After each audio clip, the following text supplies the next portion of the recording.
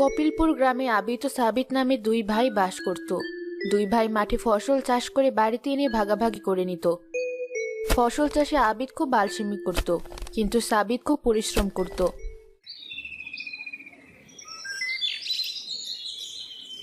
ছোট বৌমা, বড় বৌমা কোথায়? সে কি এখনো ওঠেনি ঘুম থেকে? হ্যাঁ মা, ভাবি তো উঠেছি, সে পুকুর ঘাটে পানি আনতে গেছি। তোমার রান্না কত দূর হলো? এই তো হয়ে এসেছে প্রায়। রান্না শেষ হলে তুলাগুলো রোদে দিয়ে আমাকে একটা নরম নরম বালিশ বানিয়ে দিও তো।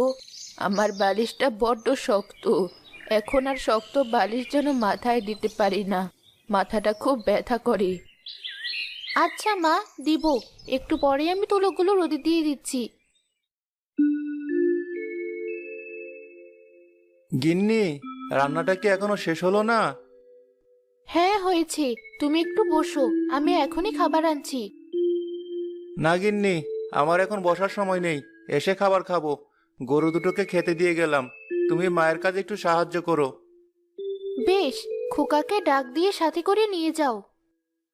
না, আজ মাঠে বেশ খাটুনির কাজ। পুরো জমিটা ভালোভাবে চাষ দিয়ে তবেই ফসলের বীজ বপন করতে হবে। বাবা, আবিদকে ডাকিসনি, ওকেও ডেকে নিয়ে যা। মা, সেই সকাল থেকে ভাইকে ডাকছি, কিন্তু কিছুতেই উঠছে না। এত ডাকাডাকির থেকে নিজে কাজ করাই ভালো। একার কত পরিশ্রম করবি বাবা? বড় ছেলেটা আমার বেশ অলস, অন্যবার তো একটু হাতে হাতে কাজ করে, কিন্তু এবার সে কিছুতেই যেন কাজ করতে চাইছে না। আচ্ছা, আমি গেলাম মা। বেশি রোদ চড়ে গেলে কাজ করতে বেশ কষ্ট হবে। মা, ও মা! এই তো আমি, বাসন মাজছি কলতলায়। মা, বাবা মাঠে চলে গেছে নাকি? হ্যাঁ বাবা, তোর বাবা তো একটু আগেই মাঠে চলে গেছে। আমাকে একটু ডাকতে পারলে না? বাবার সাথে আমিও কাজে যেতাম। তোর বাবাই না করলো। এদিকে আমেনা পুকুর থেকে পানি এনে দেখলো তার সন্তান স্বামী এখনো কেউ ঘুম থেকে ওঠেনি। কি সাংঘাতিক ব্যাপার! এরা বাবা ছেলে আমাকে পেয়েছেটা কি? যেমন বাবা তার তেমন ছেলে, শুধু বসে বসে খাওয়া। কোনো কাজে যদি আমাকে একটু সাহায্য করে। বাড়িতে কোনো বাজার নেই, তবুও আলসেমি করে হাটেই যাচ্ছে না। মা, সকাল সকাল এত বকছো কেন বলো তো? রোজ সকালে উঠে তুমি এমন বক বক শুরু করো। সকাল হয়েছে কখন, সেদিকে তোদের কোনো খেয়াল আছে? খেয়াল যখন হলো তখনই তো উঠে এলাম। কি যে বলো তুমি! পোড়া কপাল আমার, সকালে ঘুম থেকে উঠে বাসি কাজ গুছিয়ে রান্না করতে কতটা সময় লাগে। হাঁস মুরগি গরুগুলো খাবারের জন্য ডাকাডাকি শুরু করবে, তোরা কি পারিস না আমাকে একটু সাহায্য করতে? বাবাকে ডাকলেই তো পারো, রোজ রোজ আমাকে বকাবকি শুরু করবে, আর ভালো লাগে না। নবাবের ছেলে নবাব বের হলো, দাঁড়া, আজ এদের একদিন কি আমার একদিন। আমেনা এক বালতি পানি নিয়ে রেগে মেগে ঘরে ঢুকলো। অলস লোক একটা, পড়ে পড়ে কেমন ঘুমোচ্ছে দেখো। আজ তোমার একদিন কি আমার একদিন। কে কে কে? ধুর গিন্নি, তুমি? সকাল সকাল তোমার কি হলো? কি হলো কি হয়নি তাই বলো। তোমার ভাই সকাল থেকে তোমাকে ডেকে ডেকে না পেয়ে মাঠে চলে গেছি। বাজে কটা? দূর, যে কটা বাজে বাজুক, তাই বলে সকাল সকাল তুমি আমার গায়ে এভাবে পানি দেবে? এখন থেকে রোজ দেব। তাড়াতাড়ি উঠে মাঠে যাও, মাঠ থেকে ফিরে হাট থেকে বাজার নিয়ে এলে তবেই দুপুরের রান্নাটা বসাবো, না হলে আজকে খাওয়া বন্ধ। মাঠে এখন আর যাবো না, মাঠে তো সাবিত গিয়েছে, আবার যাওয়ার আর কি দরকার? আমি বরং একটু পর হাটেই যাব। বাড়িতে রোজ রোজ সকালে এত অশান্তি যে আর ভালো লাগে না। তুই কি একটু কাজে যেতে পারিস না? তুমি যে কি বলো না মা, কাজে যায় না তো কি করি? সংসারটা কি আর এমনি এমনি চলছে? সাবিত সব সময় বেশি পরিশ্রম করে, এত কষ্ট করে তোকে সে ফসলের সমান ভাগ দেয়। তোরও উচিত তার মতো ভালোভাবে পরিশ্রম করা।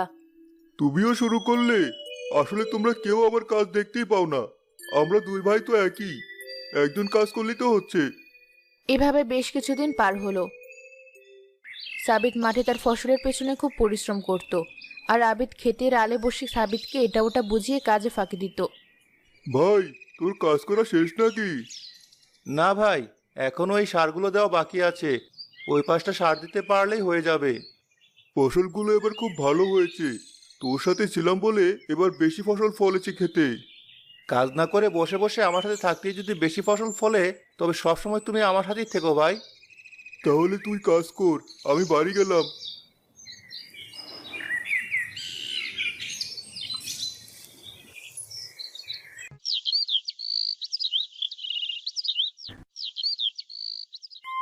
ভাই, এবার ধান তুমি 3 ভাগের 1 ভাগ নেবে, বাকি 2 ভাগ আমি নেব। কি বলছিসটা কি? মাথা ঠিক আছে তোর? তুই 2 ভাগ নিবি মানে? দান কি তোর একার নাকি?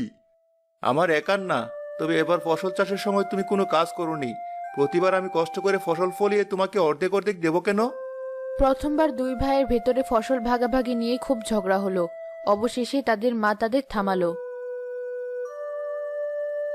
তোরা এবার চুপ কর আর আমার কথা মন দিয়ে শোন। আমি যেটা বলি সেটাই শেষ কথা হবে এবার। হ্যাঁ মা, বলো, তুমি আর বিচার করে দাও। সাবিত ঠিকই বলেছে, কারণ ফসল চাষ করতে খুব কষ্ট। সেখানে আবিদ সারা বছর বসে থাকে, সাবিত কষ্ট করে, তাই নিয়ম অনুযায়ী এই ফসলের বেশি ভাগ সাবিত পাবে। কিন্তু মা। কোনো কিন্তু না। আর হ্যাঁ, এবার থেকে তোরা দুই ভাই আলাদা আলাদা চাষ করবি। যার ফসল সে চাষ করবি, একসাথে আর কোনো ফসল চাষ হবে না। হ্যাঁ মা, তোমার কথায় আমি রাজি। শুধু শুধু আমি কোনো ঝগড়া ঝামেলার ভিতরে যাব না। যার যার ফসল এবার শেষে চাষ করবে। পোড়া কপাল আমার, বছরে যা দুটো খাবার ঘরে আসছিল সেটাও শেষ। এবার দুবেলা দুমুঠো খাবারও আর কপালে জুটবে না। কানের কাছে জ্ঞান জ্ঞান করা বন্ধ করো। ও আমার সাথে এত বড় অন্যায় করলো, ওকে আমি দেখে নেব। শুধু ওকেই দেখে নিও, তোমাকে এবার কে দেখবে সেটাই ভাবো। তোমার দ্বারা ওসব চাষবাস হবে না, ওর জোরে কটা ধান পেতে। সে দেখা যাবে। চাষ করে আমি সবাইকে দেখিয়ে দেব।